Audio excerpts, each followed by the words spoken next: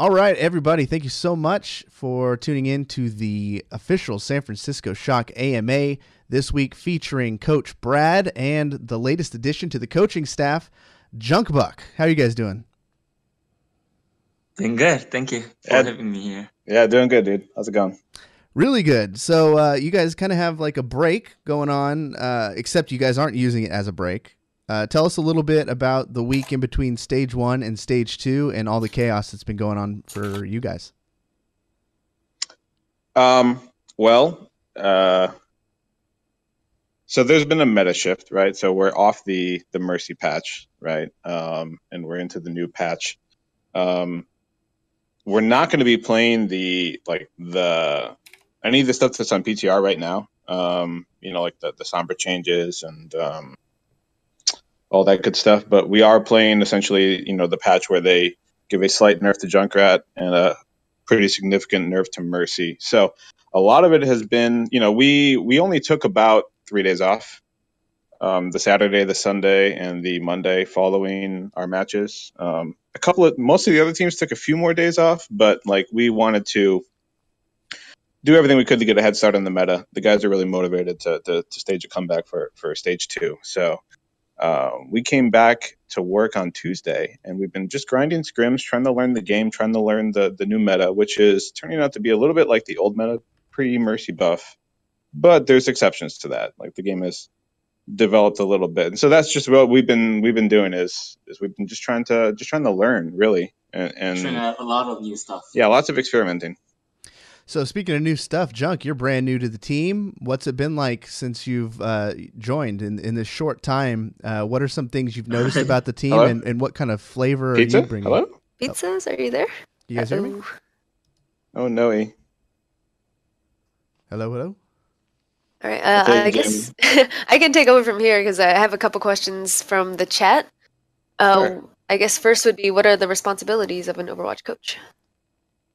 Responsibilities. So basically, what I do is I come here, look at their scrims, and then if I see anything that could be improved on, fixed, I'll tell them that you guys can try do this instead of this, do that instead of this, and then after a scrim, I'll go through the VODs and look at what happened for both teams and try to come up with constantly trying to fix what we're doing, basically. Yeah, so we've hit a stage where we're hitting lots of small adjustments. Just tweaking plays. Little decisions make a big difference. Especially in this game, one little misplay or mistake can cost you a team fight, which can cost you the next team fight, which can cost you the game. So really, really focused on small adjustments right now from a coaching perspective, and that's what Jay's been helping with a lot, actually. And then in terms of other responsibilities of coaching, there's sometimes the lines blur a little bit. You have to be an emotional center for the team. You have to find a way to get the guys to reset mentally. That's a big part of winning as well. Just taking all the other being able to basically focus everything about your players' lives around winning Overwatch games. And you could just imagine everything that goes into that, just in terms of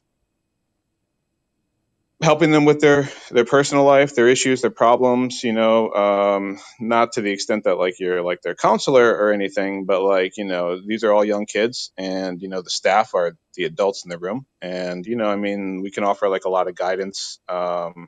We can offer a lot of advice on just how to become more mature and more professional as a player. So and this makes people interact better with their teammates. So there's a lot of that type of more generalized sort of interpersonal stuff. But that's just one half of it. The other half of it is, of course, the strategy and the minutia of every individual decision within the game itself, which is equally, if not more so, important. So it's just a bit of everything. Yeah. Yes. Hey, welcome back. Hey, I'm back. Great. Thanks for covering, Aaron. That was amazing. No problem. So I had a question for Brad. I asked it to Baby Bay last week. I wanted to hear your perspective on it.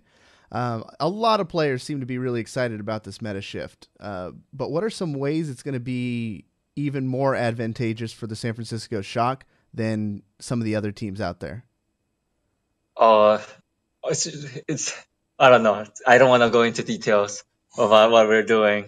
So, but I feel like we can do stuff that fits our strength a lot. I think, what was it? I don't want to go into details. Yeah, we don't want to give it all away. But you only have to wait a few days to find out. But I think if there's one that's like somewhat obvious, No, nothing. Okay, go ahead. Just it's too early to tell really where the meta is going to end up. It's too early to tell, but maybe there'll be a little bit less mercy. Maybe. Fingers crossed.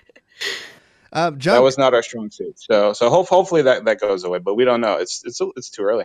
Junk, what are some of the things that you observed from San Francisco Shock in stage 1, and what were some of the biggest strengths that things you're excited to work with on the team? From stage 1, well, we definitely have one of the best hit scans in the league, and I was very happy to work with it, and I think we can use it, and basically, I don't know. How am I gonna do this without revealing anything? I mean, I'm talking like from the past. So stage 1 already said and done. What were some of the biggest highlights from your perspective? Because you weren't necessarily, with the team. You were watching as an outsider. So what were the things you liked most about the San Francisco Shock in stage 1? Basically their hit scans. I liked how our backline plays really aggressive, and then I wanted to play with a team that could use it as an advantage. And then I think Shock was a really good team who can pull it off, and I think that's really great. Before we go bust this thing wide open into user questions, have you guys had a chance to investigate Blizzard World yet? And what do you guys think of its prospects as a map going into the future? We have not looked at it even 1 second. It was fortunately removed from the stage 2 map pool and replaced with King's Row. So Blizzard World will not make its first appearance until at least stage 3. So it's just off our radar for now. What about the new maps? You brought up the new map pool. Do you think, again, is this something that plays to our favor? Are there maps that you're glad to see gone? At the end of the day, you got to be the best team on every single map. So the map pool that existed before, I would say, was a map pool that was like some of the less popular maps. So like if you had been running a team before, if you'd been running like a Western team before Overwatch League started, you may have had less experience on some of those maps. Whereas the maps this time around are a little bit more popular, or have been more historically popular. So I think maybe there's a little bit of less of a head start for the Korean teams. The Korean teams are basically good on every map, right? Like they've been playing in Apex. They've had strategies that they've developed for a long time. North American teams have always played a smaller map pool, just basically dodging maps. I think, King's Row is in the mix this time, Nepal, right? These are maps that just historically have been very popular in the West. And so, I think you'll see it'll be good for the Western teams. You guys heard her voice. She covered for me very well. She's the SF Shock community manager, Erin. So she's going to be going through your guys' questions and highlighting the ones that we think are the best, and she will be delivering these to the guys. So let's go over to Erin and see what you got for us. All right. How many do I have time for? Because there are a lot of good questions. Let's just start with the best and work our way back. Okay, so one that I really liked was, what would you recommend for a player who gets stuck with throwers and struggles to self-improve? Okay. So, I think I can't make everyone to feel this way, but I wish the community as a whole would just take the game as more for fun. Just don't stress about it too much. If you try to enjoy the game, I would say, and then maybe that'll help relieve the stress much more, I guess. If you can try to make it, if you view, so like even if there are throwers, don't try to stress too much about it. Just think of it as, like you're just trying to have a fun time playing the game, and not less about trying to win, I guess. I think also, just to add on to that, like you as a player, if you're striving for self-improvement, you will know when you've played better, regardless of whether or not your team won or lost the game. You will know individually that like you played well, or you had a good performance, and so you don't have to focus so much on the SR and the win-loss. If you focus more on your own individual improvement and your own individual adjustments to your own play, then over time, on average, no matter how many throwers you get, if you start to play better, you'll eventually get there. That's a great answer. Yeah. Yes, wonderful. What do you think about like meta picks or quote unquote meta picks in like comp? Like, should you just play what you want when you want? How important is it to, like, if no one's going healing, how important is it to be flexible in these games? Or do you think it really is just all about the fun? So go Torbjorn attack and knock yourself out. I mean, so if you like,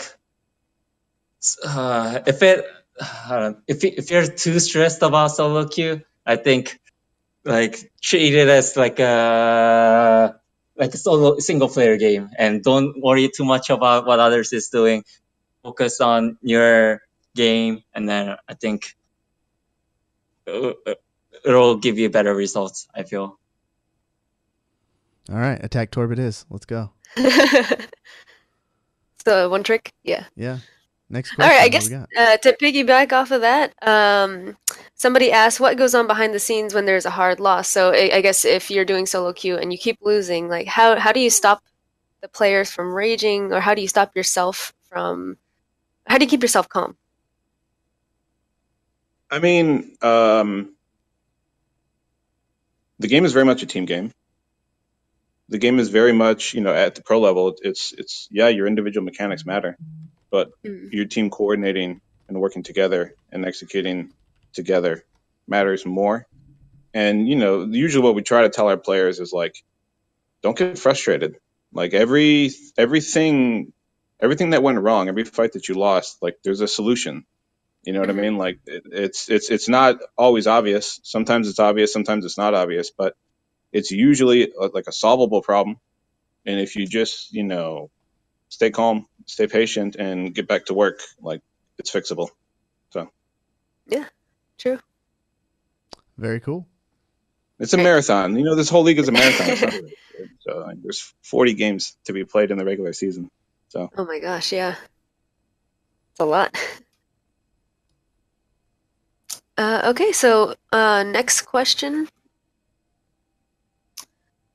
All right, there's a few good ones. Okay, with multiple Overwatch coaches, do different ones work on different aspects of the game similar to, say, football coaches? Or are there extra sets of eyes looking for the same things? What's the question? She's saying do you focus multiple coaches? Do we do like different things? You know what I mean? Like, do we specialize on certain aspects? Okay. Yeah. I think I'm not sure. I'm pretty sure every team functions differently, but for our team, I think everyone chimes in on what could have been done better, for what could have been different a bit, and I think. I mean, there are small things. So I think everyone uses collectively their brain power on like the big macro game issues, but then when it comes to like, so for example, lately what we've been doing is having our players record their individual points of view, right? And then different coaches will help different players with their individual play, like literally come up with in a 2 hours practice scrim block, come up with like 10 different timestamps to talk to the player about, hey, what about your decision making here, right? And this is more like a one-on-one type thing. Then different coaching staff might be working on like rollouts, like when you come out of spawn, like, by default, we're going to position this way on this map using this composition.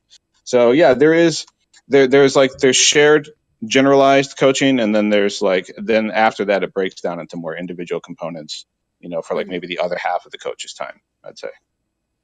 One thing we're so excited about is finally we're going to get a glimpse of Sinatraa in Stage 2. What exactly is his rollout going to look like? So I know currently it's been, you guys talked about, not giving play time or scrim time to guys who aren't able to play, like Sinatraa and Super. You want to maximize the time with the guys who actually can play. But so what's Sinatra's schedule looking like? Is he going to come in a week before, 2 weeks before? Is he in there now? What's it looking like getting him ready, game ready? So what we're doing for Stage 2 is Sinatraa and Super 2 days a week. They are now going to be getting some scrim blocks with our Contenders team, the NRG Contenders team. And they'll just be filling in, and playing with the 4 players from the Contenders team plus those 2. So they're going to start to get scrim time. Neither Super nor Sinatraa have scrimmed, like realistically scrimmed, like on a regular basis for like a good, 6, 7, 8 months. So they've got a lot of catching up to do. This next like month and a half is their time to do that, right? Month and a half for Super. Sinatraa is obviously going to be coming online a little bit more quicker than that. But so now they're scrimming. On top of that, they are going to be coming into the practice room more often and spectating our scrim so that they can be fully abreast of the strategy of the team. And be a part of that process as well, more often than they have been so far. So it's really much basically 4 or 5 days a week now. They're on the grind, they're all in. So they'll be ready. What's you kind of brought it up there, the Contenders situation, and I know every team is going to handle their Contenders differently. How do you look at Contenders? Is it kind of a minor league? Is it a breeding ground for future talent? What's your philosophy on what the Contenders team is going to end up being for the San Francisco Shock? I think Contenders is going to be competitive. I think there's a lot of good Overwatch players specifically that are under the age of 18. Maybe Junkbuck can talk a little bit about this because he's a. Go ahead. So that's where I came from. So there's gonna be a lot of good players. Like a lot of the underage players who are better than the players even in the league right now. So it's gonna be a very competitive league. Maybe they don't have the supporting staff, or so maybe it might not be as coordinated or organized or something like that. Their gameplay might not be as clean, but there are gonna be very, very talented players who are even better than Overwatch League players playing in that league. And what do you think about the relationship between Shock and then the NRG Contenders team? Like, are they actually going to associate at all? Will they practice together? Absolutely. Are they... So this is really good for us insofar as every team has a different style, or as the Koreans call it, like a different color, right? So when we're practicing with Overwatch League teams right now throughout the week, we might have a match against, Dynasty, who plays one style, right? But our warm-up scrim, the only team that we could get was like Dallas Fuel, who has a completely different style. That's like inefficient for us in terms of practice, right? Having the Contenders team and being able to have the Contenders team try to give us better practice that's going to more closely match what we're expecting from our opponents is like a huge advantage, just in terms of like getting better value out of our scrim time. So we plan to scrim with our Contenders team every single week, multiple times a week. And that should make them better. That should also help us be better at specifically the things that we want to focus on. Awesome. What's the next? We got another good question, Aaron? Yes. For both of you, what path did you go through to become a coach? For me, basically, I started from the very bottom of the competitive scene, just a bunch of random players that are gathered together. And then from there, we changed few players, become stronger, and then stronger and stronger until our team got picked up by Toronto. And then we started scrimming even like we started even scrimming against Overwatch League teams and made name for ourselves. So I think, yeah, basically, yeah, for me, I had to start from the very bottom and then just slowly climb up. And I had to do something. Yeah, sorry. go ahead. I was gonna say, was Overwatch the only team that you coached, or did you ever do any other Overwatch games? is the only first game. Yeah. Great. Yeah, I also only coached Overwatch previously. I mean, I've played games for like 20 years, and I've seen a lot of games, been a part of a lot of games. But in terms of coaching, Overwatch was the only game I ever coached, and I had to do something similar, although not exactly right with Selfless. But I mean, Selfless, I was an owner, but we had to do the same type of thing, which is get players, cut players, get new players, keep upgrading the team, keep developing the team, keep working together. Eventually you start to win, and then eventually you get noticed, and then eventually you land a job. Yep. So, I mean, that's the basic route, is to become a team builder and, be the guy who not only goes out and scouts talent, but then also makes the team play better, execute better. And eventually you'll get to, a point where you draw attention. I have a question. So stage one, just, your chance as a coach to brag on some of your players. Who do you think was the most improved from day one of stage one to today? I think the two that stand out to me are probably Dante and I would say Nevix. Nevix in particular has just he was not historically an off-tank player. Once again, he switched roles. He was in his early days in Overwatch, he was a support player. Then he became a DPS player when his team needed him to be a DPS player. And now he's an off-tank player. And, he's just getting better and better on D.Va every single day. His hog has been developing as well. Dante's decision-making on Tracer is just getting so good. You know what I mean? His mechanics are getting better, but his ability to outsmart many of his opponents is really good as well. Just at the macro level, knowing when to go for backline and frontline, and how to use his ultimates and stuff has been really good. So at the end of stage one, looking around the landscape of other teams, what were some teams that impressed you, that you kind of maybe went into the season thinking, pretty low expectations, but really surpassed you and taught you guys some things? Well, I didn't scrim them in stage one, so I don't know. Yeah, I mean, Boston, I guess, really stands out as a team that, Striker is just a phenomenal player. But on top of that, I think that the teamwork and coordination that Boston has busted out has been really good.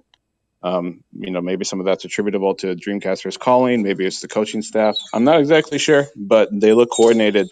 They're like a well-oiled machine most of the time. So I would say Boston, they were at, everyone was rating them at the bottom, and they're easily like a top 5 team, right? So I'd go with Boston. All right, Aaron, next question. Blacks asks, what were the biggest strategic mistakes made on stage one? I think it's probably, probably the biggest mistake from a coaching perspective would be we tried to adapt too much to the optimal meta, which was Tracer Genji, Mercy dive, or an Orisa hog. Yeah. There were multiple styles to play, and I think we never found the right style to suit our players. We kept changing our mind, or not gaining confidence on certain things. And then I think the other strategic mistake we made at coaching is we tried to make Lucio work when probably Zen was just better on certain maps. So those are the two ones that stand out to me from a coaching perspective. I think also there's been a learning process for the players just in terms of keeping their composure. We've had issues with players keeping their composure on stage. They perform differently on match day than they do on practice days. The communication breaks down. It gets too excited, too amped up. People talk over each other, things like that. So we've been working on that a lot. But I'd say those are the two big things, just our communication on stage and the emotions. And then, not playing, even if it was suboptimal, playing a meta that was more to our players' strengths, even if it was suboptimal. We could have done more of that, and I think we would have been fine. So those are the two big takeaways. Okay. And I guess follow-up question, how do you feel about the 4 tank meta? More tank is more fun. I think we are experimenting a lot of stuff, and I think tanks could definitely become one of the strong comps. So I we think saw it a few times in stage 1. Stage 2 is going to be very interesting for every single team. We basically have no idea what other teams are going to play as well. So it'll be really interesting once the game starts. More tanks is definitely viable, but I feel like. Junk, how have you been just getting in with the guys? Your first time really working with them in a professional sense like this. How are you connecting with the guys? Are there any, that you're really hitting it off with really well? I don't do anything specific with anyone. I just come to the studio and then work with them. But all the guys are really nice. They're all really. I think a lot of them have been really good to me. So it's been really good. I like the guys as well. Very cool. Next question, Aaron. Okay. Do you think we'll be seeing more Ana playtime for Sleepy due to the Mercy meta changes? Sleepy might play everything this stage. So it's gonna be wild. For the first few weeks, it's gonna be a lot of different comps. Every team is gonna play a lot of different stuff, and then maybe it's gonna stabilize, and then maybe teams will start playing just like 1 or 2, 3, or yeah. So we'll see what happens. Since the patch you guys are playing on in stage 2 has kind of been on live for a while, meta has shifted online, but that doesn't necessarily mean it's what we're going to see in the Overwatch League. What do you think about the meta online currently, how it's shifting, and what are some characters you think are going to be seeing more playtime? Definitely more tanks. Definitely more different kind of supports. Definitely. But nothing. I think it's gonna all the heroes that gets played in the meta online it's gonna get played on the tournaments as well, at least for the first few weeks, and then we'll see what the teams decide on. All right, we're running. I think at the end of the day, go ahead. Yeah, at the end of the day, though, like in a pro setting, there's always going to be more coordination, right?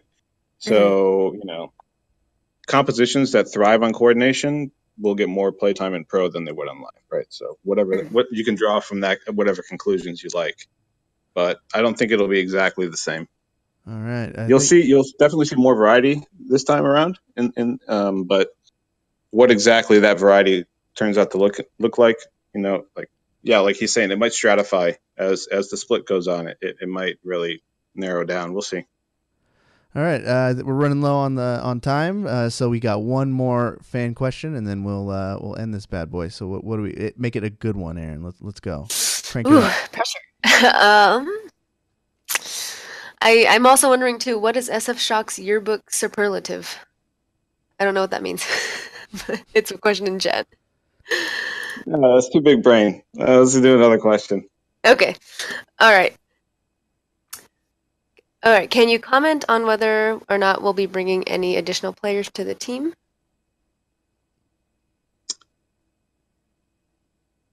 Do I say it? So like every other team, we're looking. We'll just leave it at that. Okay.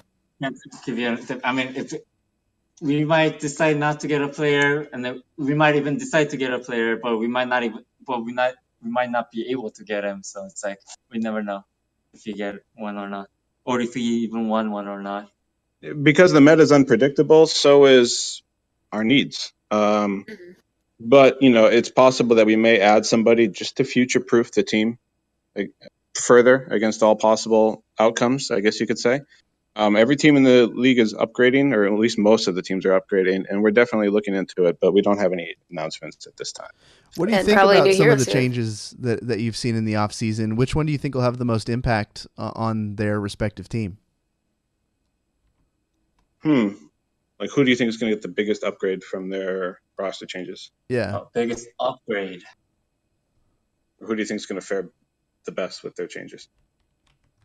I think Shanghai Dragons made some good pickups. Shanghai. Yeah, but they won't have those players immediately. So, no. Once they get them, though. All right, guys. Thank you so much for your time. I know you guys got to get back to the scrims. I appreciate everyone who took the time to hang out in this AMA and ask some incredible questions.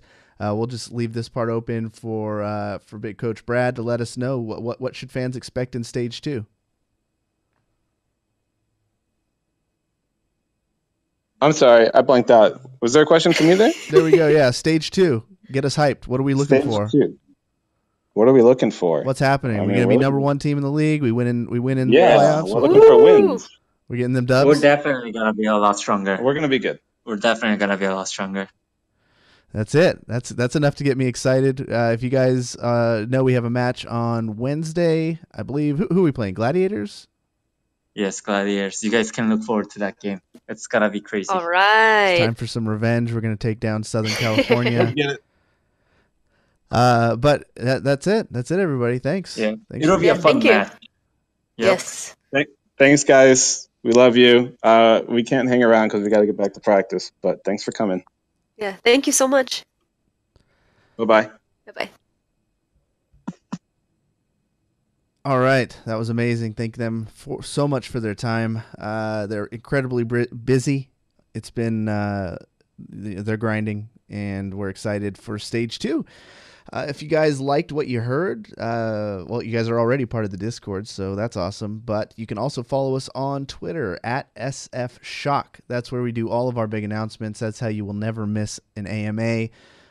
We do videos. I know you guys have been seeming to dig Deep Thoughts with Dante. All that's going to keep coming. But we want to gear content towards what you guys want. So that's what this Discord is about. We have all sorts of cool channels for you guys to give your opinions, ask for certain things. If you guys did see, we are going to be doing a fantasy pick'em, so you could get into that. There's a channel, hashtag Overwatch Fantasy. You could sign up at the pinned message. And that's a way to win some stuff. So you go through, you predict what teams you think are going to win, what teams you think are going to lose, and we're going to look at the leaderboard and give out some free Overwatch League tokens. And then I think we decided at the end of the month or maybe at the end of the stage, we'll be giving out big prizes. So we want to make this an interactive experience for you guys. Thank you to all the people I see chatting in here in the general chat and stuff like that. It does not go unnoticed. We definitely appreciate it. And that's why Aaron's here to help manage all this good stuff for you guys. So we appreciate you and have a good one. Have a good weekend. Peace. Later.